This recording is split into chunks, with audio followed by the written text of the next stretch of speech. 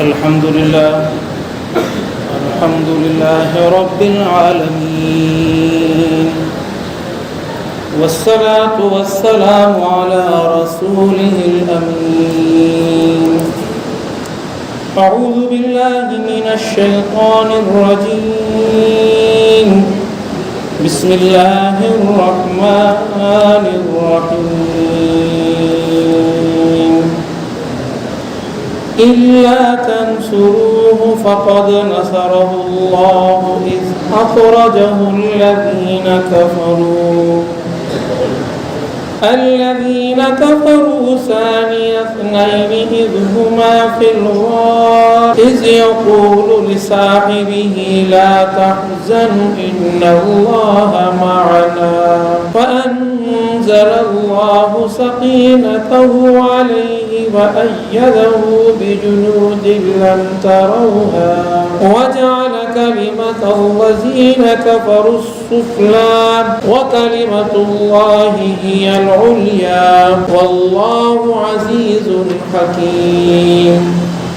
انفروا خفافا وثقالا وجاهدوا بأموالكم وأنفسكم في سبيل الله ذلكم خير لكم إن كنتم تعلمون. صدق الله مولانا العظيم وصدق رسوله النبي الكريم ونحن على ذلك من الشاهدين والشاكرين والحمد لله رب العالمين. انتہائی قابل احترام دوستوں اور ساتھیوں، اللہ تبارک و تعالیٰ کا کلام پاک ہے، نویں سورہ ہے، 10واں پارہ ہے، سورہ توبہ کی آیت نمبر 40 اور 41 میں نے آپ کے سامنے تلاوت کی. اللہ کے نبی صلی اللہ علیہ وسلم پر یہ آیتیں اس وقت نازل ہوئیں کہ جب آپ صلی اللہ علیہ وسلم مکے سے نکالے گئے ہیں اور بے سر و سامانی کا وہ عالم ہے، اور آپ صلی اللہ علیہ وسلم آ کر غار میں پناہ لے رہے ہیں، اور حالت یہ ہے کہ یہ دو ساتھی ہیں آپس میں اور تیسرا کوئی ساتھی بھی نہیں ہے، اور غار کی کیفیت یہ ہے کہ وہاں پر سوراخ ہیں اور ان کے اندر کپڑے ڈالے گئے ہیں، اور ایک غار کا حصہ ایسا بھی ہے، ایک سوراخ ایسا بھی ہے کہ جہاں پر اپنا پاؤں بھی رکھا گیا ہے. اور پھر وہ ساتھی آپ صلی اللہ علیہ وسلم سے یہ کہتے ہیں کہ یا رسول اللہ خدا، مجھے ڈر ہے اس بات کا کہ دشمن کہیں آپ کے قدموں کو، آپ کے پاؤں کو دیکھ نہ لیں اور اس طرف آ کر حملہ آور نہ ہو جائیں. اللہ رب العالمین وہی واقعہ یاد دلا رہا اور رب کائنات کہہ رہا ہے کہ اللہ تنصرو، ایسا نہیں کہ رب کائنات نے تمہاری اس وقت مدد کی فقط نصر اللہ کہ جب اللہ رب العالمین کے علاوہ کوئی اور مددگار تمہارے پاس موجود بھی نہیں تھا، تمہارے قریب بھی نہیں تھا. اس اخرجہ الذین کفروا ثانی اثنین، اللہ رب العالمین نے اس وقت تمہیں وہاں سے نکالا جب تم دو میں سے ایک تھے، تم دو میں سے دوسرے تھے، اس غار کے اندر تھے، فی الغار اذ یقول لصاحبہ، اور تم اپنے ساتھی سے یہ کہہ رہے تھے لا تحزن ان اللہ معنا، فکر نہ کرو، غم نہ کرو، اللہ ہمارے ساتھ ہے. اور اس کے بعد پھر یہ بات آئی کہ فانزل اللہ سکینتہ، پھر رب کائنات کہتا ہے کہ اللہ رب العالمین کی طرف سے سکینت تمہارے دلوں کے اوپر نازل ہوئی. وَأَيَّدَهُ بِجُنُودٍ لَّمْ تَرَوْهَا وَجَعَلَ كَلِمَةَ الَّذِينَ كَفَرُوا السُّفْلَىٰ وَكَلِمَةُ اللَّهِ هِيَ الْعُلْيَا. اللہ رب العالمین نے جو اپنا کلمہ ہے اسی کو غالب کر کے رکھنا ہے، اور جو کفر کا کلمہ ہے جس کو کلمۃ السفلیٰ یہاں پر کہا گیا ہے اسی کو مغلوب ہو کر یہاں پر رہنا ہے. تو رب کائنات کی طرف سے تو یہ اعلان ہے کہ اللہ تبارک و تعالیٰ نے جس کلمے کو غالب کرنا ہے وہ کلمہ تو اللہ رب العالمین کا کلمہ ہے، وہ کلمہ تو تکبیر کا کلمہ ہے، وہ کلمہ تو وہ کلمہ ہے کہ جو ہماری اور آپ کی زبانوں پر قائم ہوتا ہے، کہ جس کلمے کو ہم اپنے نعرے کی صورت بھی دے چکے ہیں کہ نعرہ تکبیر اور اللہ اکبر کے انداز میں ہم لوگ بات بھی کرتے ہیں. رب کائنات فرماتا ہے کہ واللہ عزیز حکیم، اللہ رب العالمین عزیز بھی ہے اور جاننے والا بھی ہے. لیکن ساتھ یہ بات بھی رب کائنات کہتا ہے کہ اس کلمے کو اس طرح غالب کرنے کا جو میں نے اعلان کر دیا ہے، لیکن اس کے لیے کچھ شرائط بھی ہیں، رب کائنات کی طرف سے کچھ پابندیاں بھی ہیں، رب کائنات کی طرف سے کچھ احکامات بھی ہیں، اور رب کائنات کی طرف سے کچھ مطالبے آپ لوگوں سے بھی ہیں. اور وہ مطالبے کیا ہیں؟ ان مطالبوں کے اندر رب کائنات نے مطالبہ یہاں پر بیان فرمایا کہ انفروا خفافا وثقالا وجاہدوا باموالکم وانفسکم فی سبیل اللہ، نکل پڑو اللہ رب العالمین کی راہ کے اندر، خواہ ہلکے ہو یا بوجھل ہو. اور پھر فرمایا کہ یہ جو جہاد تمہارا ہونا چاہیے اللہ کی راہ کے اندر، یہ اموال سے بھی ہونا چاہیے، مالی جہاد بھی ہونا چاہیے، اور یہ جانی جہاد بھی ہونا چاہیے۔ ذالکم خیر لکم ان کنتم تعلمون، یہ تمہارے لیے بہتر ہے اگر تمہارے علم کے اندر یہ بات آ جائے، تمہاری سمجھ کے اندر یہ بات آ جائے۔ تو میرے دوستوں اور بھائیوں، 10 محرم الحرام کا دن ہے، اور ابھی ہم نے ذو الحجہ کا مہینہ ابھی یہاں سے گزارا ہے۔ ان دونوں مہینوں کے ساتھ ساتھ اور کاندھے کے ساتھ ملا کر کھڑے ہونے کا بھی ایک پیغام آپس کے اندر موجود ہے۔ ابھی ہم نے قربانی کی بات کی تھی، اور وہ قربانی ایک پیغمبر دے رہا ہے، ابراہیم علیہ السلام جس کا نام ہے، اور اپنے بیٹے اسماعیل علیہ السلام کو وہ ذبح کرنے کے لیے آئے ہوئے ہیں، اور خواب کی وہ تعبیر ہے، قربانی مانگی گئی ہے، اور پیاری سے پیاری چیز کی قربانی مانگی گئی ہے، اور پیاری سے پیاری چیز کی قربانی دینے کے لیے یہ تعبیر انہوں نے خود تسلیم کی کہ پیاری سے پیاری چیز تو میرا وہ بیٹا ہے کہ جو مجھے 86 برس کی عمر کے اندر پیدا ہوا، اور اب میری 100 سال کی عمر ہو چکی ہے، اور اس عمر کے اندر تو مجھے سہارے کی ضرورت ہے، مجھے اولاد کی ضرورت ہے، مجھے بیٹے کی ضرورت ہے۔ لیکن اگر اللہ کا حکم ہے کہ پیاری سے پیاری چیز قربان کرو، تو میرے بیٹے سے عزیز مجھے کوئی اور نہیں ہے۔ پھر اللہ کے حکم کے اوپر اللہ کا وہ پیغمبر اپنے بیٹے کو لٹاتا ہے، اور اس کے گلے کے اوپر وہ جب چھری پھیرنے لگتا ہے تو رب کائنات کے قرآن پاک کے احکامات کے لحاظ سے اور وضاحتوں کے لحاظ سے رب کائنات نے بیٹے کو ہٹا دیا، اور پھر رب کائنات نے وہاں ذبح کے لیے کوئی مینڈا مقرر کر دیا۔ لیکن یہ معاملہ آج تک لوگوں کو سمجھ میں نہیں آ رہا تھا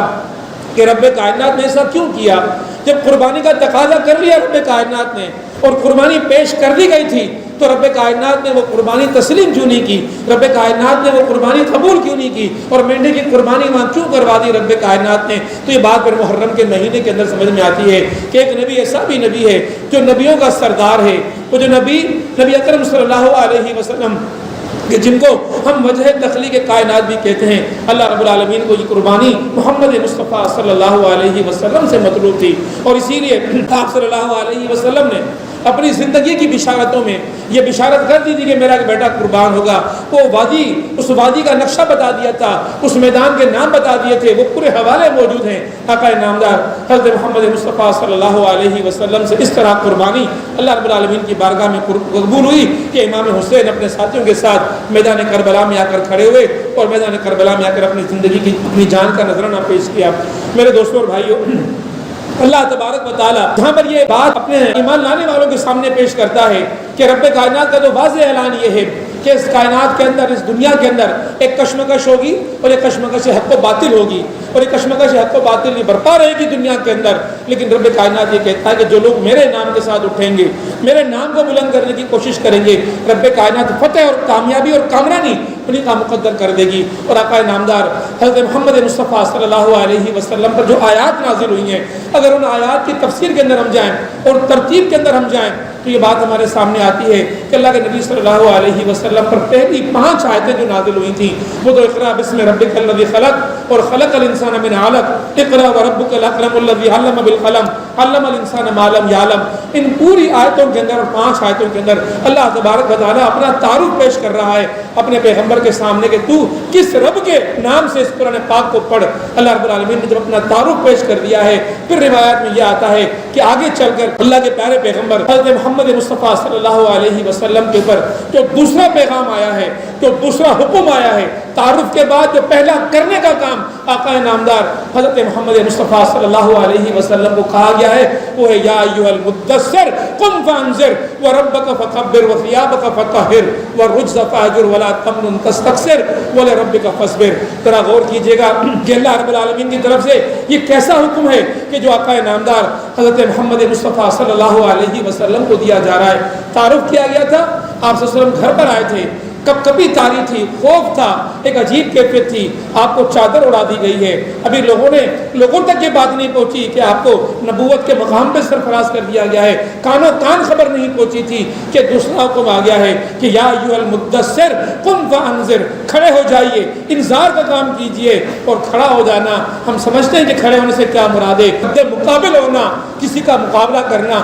کسی کے سامنے کھڑے ہو جانا۔ انتخابات ہوتے ہیں، ہم کہتے ہیں کہ فلاں کے سامنے کھڑا ہوا ہے اور فلاں کے سامنے کھڑا ہوا ہے، تو رب کائنات اپنا تعارف اپنے پیارے پیغمبر کے سامنے پیش کرنے کے بعد جو سب سے پہلا تقاضا آقا نامدار حضرت محمد مصطفیٰ صلی اللہ علیہ وسلم سے کر رہے ہیں وہ یہ کہ یا ایھا المدثر، اس کلمے کے پہنچنے کے بعد، اس پیغام کے پہنچنے کے بعد، اللہ کا تعارف ہو جانے کے بعد، اللہ پر ایمان لانے کے بعد جو اہل ایمان کا سب سے پہلا کام ہے، وہ سب سے پہلا کام یہ ہے کہ رب کی کبریائی کا کام کرنا ہے، رب کے کلمے کو سر بلند کرنے کا کام کرنا ہے۔ یا ایھا المدثر، قم، کھڑے ہو جانا ہے، باطل کے سامنے کھڑے ہو جانا ہے، طاغوت کے سامنے کھڑے ہو جانا ہے، مد مقابل ہو جانا ہے۔ قم فانذر، ڈرائیے لوگوں کو، وربک فکبر، رب کی کبریائی کے نظام کو اس دنیا کے اندر کام قائم کیجئے۔ یہ کام آقا نامدار حضرت محمد مصطفیٰ صلی اللہ علیہ وسلم کو اس دور کے اندر دیا گیا ہے جب آپ صلی اللہ علیہ وسلم کے ہاتھ پر ابھی کسی ایک شخص نے بھی اسلام قبول نہیں کیا تھا، لیکن پہلا حکم آ گیا ہے کہ قم، کھڑے ہو جائیے۔ اس نام کے کانوں میں پڑھنے کے بعد، اس ایمان کے دل میں اترنے کے بعد کسی اہل ایمان کو اب یہ زیب نہیں دیتا کہ وہ اپنے بستروں پر آرام کرے، وہ اپنے گھروں میں آرام کرے۔ اب حکم یہ ہے کہ قم فانذر وربک فکبر، انذار کا کام کیجئے، رب کی کبریائی کو اس دنیا کے اندر بلند کرنے کا کام کیجئے، اور اسی کام کو ہم اقامت دین کا کام کرتے ہیں۔ لیکن میرے دوستوں اور بھائیوں، رب کائنات یہ کہتا ہے کہ وہ کلمۃ اللہ ہی العلیٰ، کہ رب کائنات کا کلمہ ہی بلند ہونا ہے۔ وہاں رب کائنات اس کام کے کرنے کے لیے یہ بھی اعلان کرتا ہے کہ بندو سن لو، میں تمہارا محتاج نہیں ہوں، میں اگر اس کلمے کو سر بلند کرنا چاہتا ہوں تو پھر میری مرضی اور میری منشا تمہاری محتاجی کی منتظر نہیں رہتی کہ تم اٹھو گے اور میرے کلمے کو سر بلند کرو گے۔ رب کائنات قرآن پاک کے اندر یہ کہتا ہوا نظر آتا ہے کہ الم تر کیف فعل ربک باصحاب الفیل، کہ دیکھو اصحاب فیل جب کعبے کو ڈھانے کے لیے آ گئے تھے تو کعبے کو بچانے کے لیے مجھے انسانوں کے دست و بازو کی ضرورت محسوس نہیں ہوئی تھی، میں نے اپنی طرف سے ابابیل بھیجے تھے اور ان ابابیلوں نے آ کے اتنے بڑے لشکر کو فنا کر دیا تھا۔ تو کوئی تم میں سے رحمان اس بات کا غلط فہمی کے اندر نہ رہے کہ تمہاری مرہون منت ہے رب کے کلمے کی سر بلندی کی جد و جہد اور محنت۔ اللہ اگر چاہتا ہے، اللہ کو اگر مقصود ہوتا ہے، اللہ کو اگر مطلوب ہوتا ہے، اللہ تعالیٰ اس طرح ان چھوٹے چھوٹے اور معصوم پرندوں کے ذریعے سے بھی انقلابوں کو برپا کر دیا کرتا ہے۔ ہم جانتے ہیں کہ اللہ تبارک و تعالیٰ نے جب انقلاب برپا کرنا چاہا، ابراہیم علیہ السلام کو جب آگ کے اندر پھینکا جا رہا تھا، آگ میں پھینکے جانے سے وہ تحریک ختم ہونے والی تھی، لیکن رب کا اعلان تو یہ تھا کہ وہ کلمۃ اللہ ہے العلیٰ، تو رب کائنات نے اسی آگ کو حکم کیا تھا کہ وہ نارا کونی بردن سلام علی ابراہیم، اے آگ اگر تیرا جلنا میرے حکم سے ہے، میرے ابراہیم کے لیے گل و گلزار بن جا۔ اور وہ آگ گل و گلزار بن گئی تھی، اور ابراہیم علیہ السلام بڑے خوشی سے فرحاں اس آگ سے باہر نکل کر آئے تھے۔ اللہ نے اس آگ کے ذریعے سے انقلاب برپا کیا تھا، اللہ رب العالمین نے ابابیلوں کے ذریعے سے انقلاب برپا کیا تھا، اور اللہ رب العالمین نے جب انقلاب برپا کرنا چاہا تو آپ کو معلوم ہے کہ جب حنین کا واقعہ ہوا تھا، لشکر آیا ہوا تھا، 40,000 کا لشکر تھا۔ اس زمانے میں مدینے کی آبادی 40,000 نہیں تھی، اتنا بڑا لشکر اس مدینے کی پوری اس عوام کو ڈھانے کے لیے کھڑا ہو گیا تھا، اس ریاست کو ڈھانے کے لیے کھڑا ہو گیا تھا، اور کئی دنوں تک محاصرہ کیا گیا تھا۔ لیکن معاملہ یہ ہے کہ اللہ نے انقلاب برپا کرنا تھا، اللہ رب العالمین نے جھکڑوں کے ذریعے سے، ہواؤں کے ذریعے سے، طوفانوں کے ذریعے سے خیمے اکھیڑ دیے تھے، لشکر اکھیڑ دیے تھے۔ اللہ رب العالمین چاہتا ہے ہواؤں سے انقلاب لے کر آتا ہے، اللہ چاہتا ہے پرندوں سے انقلاب لے کر آتا ہے، اللہ چاہتا ہے طوفانوں سے انقلاب لے کر آتا ہے۔ اللہ تعالیٰ محتاج نہیں ہے، لیکن رب کائنات یہ چاہتا ہے کہ میرے بندے میری رضا کو حاصل کرنے کے لیے میرے سامنے اپنی قربانی پیش کریں۔ پھر رب کائنات یہ کہتا ہے کہ ہاں اگر تم یہ چاہتے ہو کہ تم میری بارگاہ میں کامیاب ہو جاؤ تو اس کامیابی کے لیے میرا مطالبہ تم سے ہے کہ وَأَنْتُمُ الْأَهْلُونَ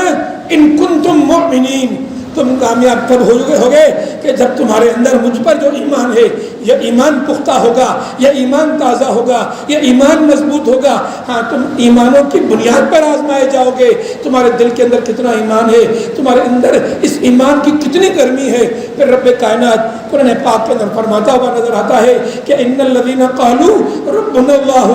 ثم استقاموا تتنزل علیہم الملائکۃ الا تخافوا ولا تحزنوا وابشروا بالجنہ کرنا ہے۔ جن لوگوں نے یہ کہا کہ ہم اللہ پر ایمان لے کر آئے اور پھر ڈٹ کر کھڑے ہو گئے، رب کائنات کہتا ہے کہ ڈٹ کر کھڑے ہونے والوں کے لیے میری طرف سے بشارتیں ہیں۔ وہ بشارتیں یہ ہیں کہ کوئی تمہارے لیے غم نہیں ہے، کوئی تمہارے لیے خوف نہیں ہے، اور رب کی جنتوں کی بشارت تمہیں ہے۔ ان تمام تاریخ کے اوراق کو اور قرآن کی تفسیر کو اٹھا کر جب ہم لوگ پڑھتے ہیں تو پھر ہمارے سمجھ میں یہ بات آتی ہے کہ اللہ تبارک و تعالیٰ اوپر ایمان کے جو تقاضے ہیں وہ تقاضے یہ ہیں کہ رب کائنات کے اوپر ایمان لانے کے بعد اپنے اس ایماندارانہ زندگی کا عملی مظاہرہ ہم میدان میں کریں، یہ جان اپنے رب کی سپرد کر دیں اور طاغوت کی قوتوں سے نہ ٹکرائیں۔ اللہ تبارک و تعالیٰ چاہے گا تو یہ ایمان اور اس ایمان کی بدولت انقلاب رب کائنات ہمارے لیے حاضر کر دے گا، کیونکہ رب کائنات کا اعلان ہے وہ کلمت اللہ ہے ہی العلیٰ۔ اسی لیے دنیا کی جتنی محبت ہے اور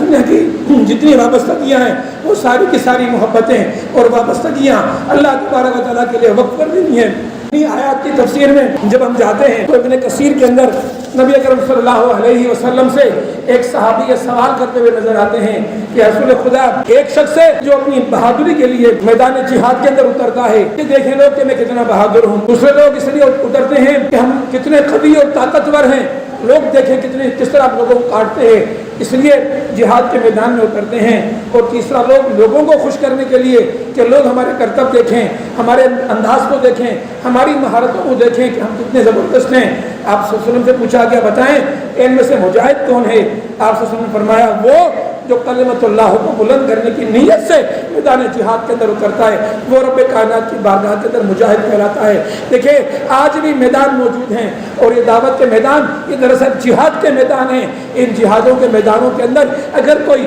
اللہ کے کلمے کو سر بلند کرنے کی نیت سے اترتا ہے تو یہ حدیث گواہی دے رہی ہے کہ آپ مجاہد ہیں، آپ صلی اللہ علیہ وسلم کی حدیث کی روح سے۔ اسی طرح حضرت ابو طلحہ کا واقعہ آتا ہے کہ آپ جب قرآن پاک کی تلاوت کر رہے تھے اور آپ کی تلاوت جب انفروا خفافا وثقالا وجاہدوا باموالکم تک پہنچی تو فوراً کہا اپنے بچوں سے کہ مجھے تو فوری طور پہ جہاد پر جانا ہے۔ بچوں نے کہا کہ آپ کی عمر بہت بڑی ہو گئی ہے، کہا کہ سنا نہیں کہ کسی بھی عمر کے لیے کوئی یہاں پر رعایت نہیں ہے، خفافا وثقالا کی مراد یہ ہے کہ جوان ہو یا بوڑھے ہو، جہاد کلمت اللہ ہی العلیٰ کی بات اس کے لیے تمہیں نکلنا پڑے گا، لہٰذا مجھے جہاد کی تیاری کرواؤ۔ اور شام کی طرف جہاد کو نکل گئے، حالانکہ بڑی عمر کے تھے، نصرانیوں کے ساتھ جہاد کیا اور جہاد کرتے کرتے جان جانے اپنی کو سپرد کی۔ اسی طرح ایک اور حدیث کے اندر آتا ہے ایک صحابی ہیں حضرت ابو طلحہ، آپ رضی اللہ تعالیٰ عنہ قرآن پاک کی تلاوت کر رہے، قرآن کی یہ آیت سامنے سے گزری تو آپ نے کہا اپنے بچوں سے کہ میں جہاد پر جانا چاہتا ہوں۔ بچوں نے کہا کہ آپ نبی اکرم صلی اللہ علیہ وسلم کے ساتھ جہادوں میں رہے، آپ سیدنا ابو بکر صدیق کے ساتھ جہادوں میں رہے، آپ عمر فاروق رضی اللہ عنہ کے ساتھ جہادوں میں رہے، اب آپ ضعیف ہیں اور ضعیفی خود ایک شرعی عذر ہے، لہٰذا آپ جہاد پر نہ جائیں، ہمیں اجازت دیں، ہم جوان ہیں، ہم جاتے ہیں اور جا کر جہاد کرتے ہیں۔ لیکن معاملہ یہ ہوا، کہا کہ دیکھو قرآن کا حکم ہے انفروا خفافا وثقالا وجاہدوا باموالکم وانفسکم، اب مجھ سے بیٹھا نہیں جائے گا، مجھے جہاد کے لیے روانہ کرو۔ اور کشتی کا انتظام کروایا، کشتی کے اندر بیٹھ کے اس طرف جانا چاہتے ہیں دشمن سے مقابلے کے لیے۔ سفر بڑا لمبا تھا، سفر کے دوران جان جانے اپنی کے سفر کر دی، 9 دن کشتی میں لاش رکھی رہی۔ جب 10ویں دن کشتی کنارے کو لگی ہے تو اس جسم کے اندر کوئی بدبو نہیں پیدا ہوئی تھی، اللہ کی بارگاہ کے اندر وہ جسم ایک شہید کے جسم کے طور پہ قبول کیا گیا تھا۔ اسی طرح ایک اور واقعہ آتا ہے، ایک اور حدیث آتی ہے اور اس حدیث کے راوی ہیں حضرت ابو راشد حرانی۔ آپ فرماتے ہیں کہ حضرت مقداد رضی اللہ عنہ جن کو یہ شرف حاصل ہوا تھا کہ نبی اکرم صلی اللہ علیہ وسلم کے ساتھ ایک سفر میں سواری میں شریک ہوئے تھے، یعنی کہ ایک ہی سواری پہ دونوں ساتھ سوار ہوئے تھے، آپ نے نبی اکرم صلی اللہ علیہ وسلم کا ساتھ دیا تھا۔ اور معاملہ یہ ہوا کہ ایک مرتبہ حضرت ابو راشد حرانی فرماتے ہیں کہ میں نے دیکھا اور یہ حمص میں دیکھا کہ آپ کی ایک ہڈی نکلی ہوئی تھی، آپ صحیح طریقے سے چل نہیں پا رہے تھے، لیکن اس کے باوجود اونٹ کے ہوج کے اندر آپ سوار تھے اور کہا کہ میں جہاد کی طرف جا رہا ہوں۔ کہنے لگے میں نے ان سے کہا کہ آپ کی تو ہڈی نکلی ہوئی ہے، آپ تو صحیح طریقے سے چل نہیں اور دوڑ نہیں سکتے، آپ کس طرح جہاد کے لیے جا رہے ہیں؟ کہنے لگے کہ آپ نے سنا نہیں کہ انفروا خفافا وثقالا وجاہدوا باموالکم، اس حالت میں بھی مجھے جہاد کا حکم ہے اور میں جہاد کی طرف جاؤں گا۔ اسی طرح ایک اور واقعہ آتا ہے، ابن کثیر نے یہ واقعہ لکھا ہے اور یہ واقعہ حضرت حیان بن زید شرعی کہتے ہیں کہ میں نے صفوان رضی اللہ رحمۃ اللہ علیہ کے ساتھ سفر کیا اور میں نے دیکھا کہ کچھ لوگ ہیں ایک بزرگ کو کسی سواری کے اندر اٹھا کر لے کے جا رہے ہیں. قریب جا کر دیکھا کہ ہمیں یہ جو تھی یہ آنکھوں میں کھلی ہوئی تھیں, اتنی بڑی عمر تھی کہ اس کو اٹھا بھی نہیں پا رہے تھے. لیکن اس عالم کے اندر حالت یہ تھا. میں نے کہا کہ آپ تو اب بڑی عمر کے ہیں, عمر رسیدہ ہو گئے ہیں, آپ کس طرف جا رہے ہیں؟ کہا کہ میں جہاد کی طرف جا رہا ہوں. کہا کہ دیکھیں آپ تو اپنی آنکھوں کی پلکیں تک نہیں اٹھا پا رہے, اتنے ضعیف ہو گئے ہیں. کہا کہ سنا نہیں اللہ رب العالمین کا کیا حکم ہے, انفروا خفافا وثقالا وجاہدوا باموالکم وانفسکم. میں تو جہاد کے لیے جا رہا ہوں اور میرے رب کا مجھے یہ حکم ہے کہ مجھے یہ جہاد کرنا ہے. اللہ کے رسول صلی اللہ علیہ وسلم کے ساتھیوں کی یہ مثالیں میں نے آپ کے سامنے پیش کی. تبھی یہ بات ہمیں سمجھ میں آتی ہے کہ جب یزید نے اپنے بادشاہت کا اعلان کیا تو پھر معاملہ کیا ہوا. پھر یزید کی اس بادشاہت کے مقابلے میں وہ جو اللہ کا کلمہ سر بلند ہونا ہے, وہ جو شخصی حکمرانی آنی ہے, وہ جو شخص نے اپنے سامنے لوگوں کو سجدے کروانے ہیں, جو لوگوں کو اپنی مرضی کے مطابق, اپنی مرضی کی حکمرانی کے مطابق, اپنی مرضی کے احکامات کے مطابق شریعت محمدی کے خلاف اور قرآن کے احکامات کے خلاف لوگوں کو نظام زندگی میں لانے کی کوشش کرنی ہے. ایسے حالات کے اندر اب کیا کرنا چاہیے تھا حضرت امام حسین کو؟ تو بات سمجھ میں آتی ہے کہ امام حسین رضی اللہ تعالیٰ عنہ کے سامنے وہ مثال موجود تھی, وہ بات موجود تھی. وہ بات یہ تھی کہ آپ نے آپ کے پیارے نانا حضرت محمد مصطفیٰ صلی اللہ علیہ وسلم سے وہ حدیث سن رکھی تھی کہ رب کائنات نے اپنے کلمے کو غالب کرنا ہے. کبھی جانے لوگ جانوں کے نذرانے پیش کریں گے تو رب کا کلمہ سر بلند ہونا ہے, اور کبھی لوگ جانے اپنی دیں گے دے کر رب کے کلمے کو سر بلند ہونا ہے. اسی لیے شاعر نے کہا کہ قتل حسین اصل میں مرگ یزید ہے, اسلام زندہ ہوتا ہے ہر کربلا کے بعد. یہ حسین تھے کہ جو اس دین کو بچانے کے لیے, اس اسلام کو بچانے کے لیے, اس اسلام کو بچانے کے لیے میدان کربلا کا رخ کرتے ہیں. لیکن میرے دوستوں اور بھائیوں, ذرا مجھے سوال کا جواب دیجیے گا, ذرا سوچیے گا اور سوچ سمجھ کر مجھے جواب دیجیے گا, جلد بازی نہیں کیجیے گا. جب قیامت کے دن ہم لوگ میدان حشر میں ہوں گے اور ہمارا مکالمہ امام حسین سے ہوگا, امام حسین ہم سے پوچھ سکتے ہیں ضرور کہ تم اس دنیا کے اندر غم کیا کرتے تھے, دن منایا کرتے تھے, وہ دن تم میرے منایا کرتے تھے, تم میرا غم کیا کرتے تھے, اور جو ماتم کرنے والے ماتم کیا کرتے تھے, ذرا وہ مجھے بتائیں کہ وہ یزید کا ماتم کیوں نہیں کرتے تھے, وہ یزید کا دن کیوں نہیں منایا کرتے تھے, وہ یزید کے لیے کیوں نہیں نکلا کرتے تھے, جلوس نکالا کرتے تھے. تو یقیناً یہ لوگ سب یہ کہیں گے کہ ہم یزید کے خلاف اس لیے ہیں اور آپ کے ساتھ اس لیے ہیں کہ آپ نے دین کو بچایا, وہ مٹانے کے لیے اٹھا تھا. آپ نے نماز کو بچایا, وہ نماز کو مٹانے کے لیے کھڑا ہوا تھا. آپ نے حج کو قائم کرنے کی جدوجہد کی, وہ تو کعبہ ڈھانے کے لیے کھڑا ہوا تھا. اسی طرح آپ ایک ایک بات گنواتے چلے جائیں گے. ہمارے آقا امام حسین ہم سے ضرور پوچھیں گے کہ بتاؤ کہ جو باتیں تم میرے لیے کر رہے ہو کہ میں نماز کو بچانے کے لیے, میں دین کو بچانے کے لیے, میں شریعت کو بچانے کے لیے, میں حج کو بچانے کے لیے نکلا, بتاؤ تمہاری زندگیوں کے اندر وہ نمازیں کہاں تھیں؟ بتاؤ کہ تمہاری زندگیوں کے اندر وہ شریعت کہاں تھی؟ بتاؤ تمہارے زندگیوں کے اندر وہ اپنے بچے, بلکتے بچے, معصوم بچے اپنی جانوں کے ساتھ لپیٹ کر میدان کربلا کے اندر اپنے رب کے حضور پیش کرنے کی یہ روایت تمہیں کیوں نہ یاد رہی؟ اور پھر تم کہتے ہو کہ ہمیں امام حسین سے محبت ہے, تم یہ کہتے ہو کہ ہم تعزیے سے لیے نکالتے ہیں. تمہاری زندگی تو یزید والی زندگی ہے. یزید بے نمازی تھا, تم بے نمازی بن گئے. یزید حج نہیں کرتا تھا, تم نے حج چھوڑ دیے. یزید کی زندگی شریعت سے دوری والی زندگی تھی, تمہاری زندگی شریعت سے دوری والی زندگی ہے. بتاؤ کہ تمہیں میرے دن منانے چاہیے یا یزید کے دن منانے چاہیے؟ پیروکار تو تم یزید کے بنے ہوئے ہو اور تم یہ ڈھونگ کرتے ہو میرے سامنے کہ ہم حسینی ہیں. ہاں اگر تم حسینی ہو تو مجھے بتاؤ کہ یزید میں اور مجھ میں کیا فرق تھا؟ آپ جواب دیں گے, ہم سب لوگ جواب دیں گے کہ آپ دیندار تھے, یزید بے دین تھا. آپ با کردار تھے, یزید بے کردار تھا. آپ نمازی تھے, یزید بے نمازی تھا. آپ کعبہ کو مچانے والے تھے, مچانا, وہاں حج کا انتظام کرنا, وہاں وہ سارے حاجیوں کا انتظام کرنا, لیکن وہ کعبے کو مٹانے والا تھا. تو امام حسین یہی کہیں گے کہ ذرا اپنے اس پروڈکٹ پہ ذرا غور کرو کہ تمہاری پروڈکٹ یزیدی ہے یا حسینی ہے. تم پروڈکٹ اور فیکٹری جس میں تم کام کر رہے ہو وہ فیکٹری تو یزیدی ہے. دین کو قائم کرنے کے لیے تم نہیں اٹھتے, دین کو قائم کرنے کے لیے گھر گھر اور دروازے پر تم نہیں پہنچتے, دعوت دین کے لیے تم نہیں نکلتے. یزیدی حکمرانی کو تم نے قبول کیا ہوا ہے. اور آج میدان حشر میں جب آقا نامدار کی وہ بشارت ہوگی کہ سیدہ شباب اہل جنہ, جنت کے اندر جوانوں کے سردار حسین ہوں گے, ان حسین کی اس موجودگی کے اندر آقا نامدار سے شفاعت کی امیدیں تم رکھ کر آؤ گے. تو بتاؤ پروڈکٹ تم یزید کی فیکٹری میں کام کرو تم یزید کے, اور مزدوری لینے میدان حشر میں تم میرے پاس آؤ. بتاؤ کہ تمہیں کیا وہاں سے پروڈکٹ کے نتیجے میں تمہیں کیا مل سکتا ہے. وہاں سے تمہیں کچھ نہیں مل سکتا. اسی لیے میرے دوستوں اور بھائیوں, میں آپ کے سامنے یہ بات کرنا چاہتا ہوں کہ اس میدان کے اندر, جس کو ہم کربلا کا میدان کہتے ہیں, وہاں پر یہ بات آزمائی گئی تھی کہ اللہ سے محبت کرنے والے کون ہیں, اللہ سے عقیدت رکھنے والے کون ہیں, آقا سے محبت کرنے والے کون ہیں. اور یہ محبت کا جذبہ, یہ لوگ کہتے ہیں, اہل دل یہ کہتے ہیں کہ محبت ذرا نچلا درجہ ہے, عشق سے اگلا درجہ ہے.